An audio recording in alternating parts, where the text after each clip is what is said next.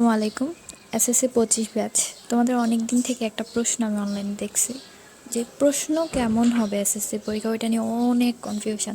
But আজকের এই ভিডিওটিতে আমি জাস্ট 5টা টপ সিক্রেট বলে দিব, সেগুলো জানলে তুমি নিজেই আইডেন্টিফাই করতে পারবে যে তোমার প্রশ্ন কেমন হবে, তোমার বোর্ডের কোন প্রশ্ন কেমন হবে, তুমি এটা খুব সহজে বুঝতে পারবা। তো নাম্বার ওয়ানে এই জিনিসটা বুঝে নাও যে বাধ্যতামূলক বিষয়গুলো কঠিন হবে। এখন অনেকে বলবো আপু এটা মানে কি? তো এটা মানে হলো যেই সাবজেক্টগুলো সকল গ্রুপের আছে, সায়েন্স বলো, কমার্স বলো, তারপর হিউম্যানিটিস, হ্যাঁ, এই তিনোটা গ্রুপের যেই সাবজেক্টগুলো বাধ্যতামূলক, যেমন কি কি আছে, B1, B2, Bangla first paper, Bangla second paper, math আছে, আবার ইংলিশ আছে, তারপর ইংলিশ সেকেন্ড পেপার আছে, তারপরে আর কি কি আছে, ধর্ম। সো এই বিষয়গুলো তোমার সিকিউ বলো এমসিকিউ বলো, এগুলো কঠিন হতে পারে, এটা সবসময় দেখা যায়। এমন এর মধ্যে এমসিকিউটা অনেক বেশি কঠিন হয়, সেই জন্য এই বাধ্যতামূলক বিষয়গুলো তোমার একটু ভালোভাবে প্রস্তুতি নিতে হবে। এমসিকিউ বলো আর সিকিউ বলো, আমরা সারা বছর এগুলো পড়ি না, আমরা শুধু গ্রুপ সাবজেক্ট বা প্রাইভেট নিয়ে টানাটানি করি, সারা বছরই আমরা এমন করি, লাস্টে দিয়ে ধরা খাই আমরা বাধ্যতামূলক বিষয়গুলোতে।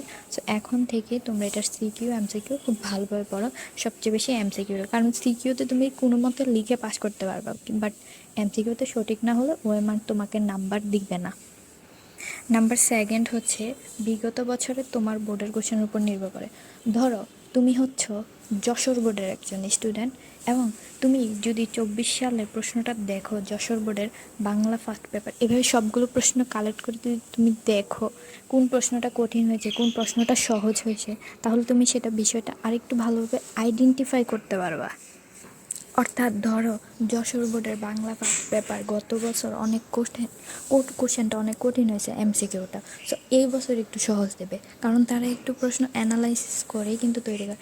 এমন না যে তুমি এর জন্য পড়ালেখাই করবে না, তোমার টার্গেট থাকবে যে প্রশ্ন কঠিন হবে, এমসিকিউ যাই বলো, সিকিউ সহজ হইতে পারে বাট এমসিকিউ কঠিন হবে, এই টার্গেটটা নিয়ে তোমাকে পড়াশোনা করতে হবে এখন থেকে।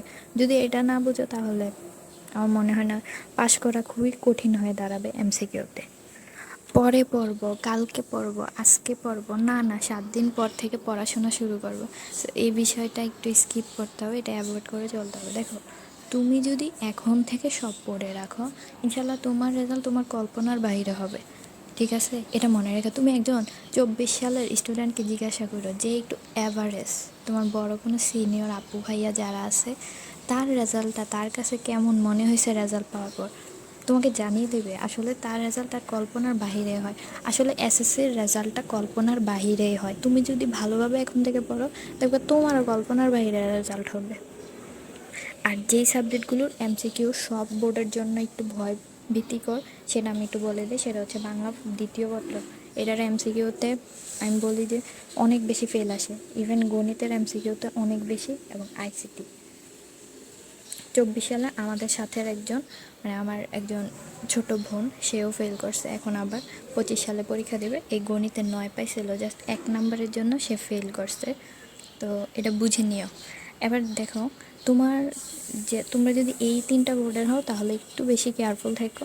একটা নাম, 1 নম্বরে তো কুমিল্লা আছে, যশোর বোর্ড আর রাজশাহী বোর্ড, এদের প্রশ্ন অলওয়েজ কঠিন হয়। হ্যাঁ, কুমিল্লা তো মাস্ট কঠিন হবেই।